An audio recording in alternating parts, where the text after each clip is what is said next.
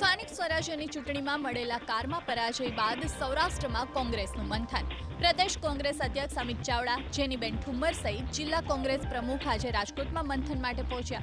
રાજકોટ શહેર અને જિલ્લા હોદ્દેદારો સાથે બેઠક કરી હારના કારણો તપાસ્યા. હારના મંથન માટે રાજકોટ પહોંચેલા પ્રદેશ કોંગ્રેસ અધ્યક્ષે આરોપ લગાવ્યો કે ચૂંટણી પ્રક્રિયા પારદર્શક ન હતી. પોલીસ અને પ્રશાસને કોંગ્રેસના ઉમેદવારોને દબાવવાનો પ્રયાસ કર્યો. અનેક આરોપીઓને જેલમાંથી મુક્ત કરી મતદારોને ડરાવવાનો પ્રયાસ કર્યો. એટલું જ નહીં, ચૂંટણીમાં જે પણ ક્ષતિ રહી ગઈ હોય, જે પણ કાર્યકર્તાઓએ ઉમેદવારોને હરાવવા માટે પક્ષ વિરોધી પ્રવૃત્તિ કરી હોય, તેની સામે કાર્યવાહી કરવાની વાત કરી. સાથે જ મજબૂત અને જવાબદાર વિપક્ષ તરીકે આગામી દિવસોમાં ખેડૂતો, યુવાનોના મુદ્દાઓને ઉઠાવવાની અમિત ચાવડાએ હાકલ કરી.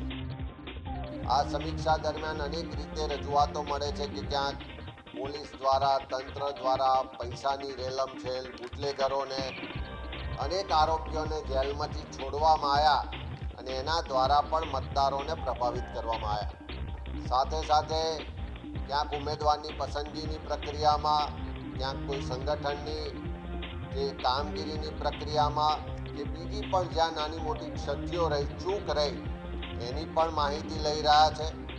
જ્યાં પણ પક્ષમાં રહેલા લોકોએ પક્ષના ઉમેદવારોને હરાવવાનું કામ કર્યું છે, પક્ષ વિરુદ્ધ કામ કર્યું છે, એની પણ માહિતી લઈ રહ્યા છે.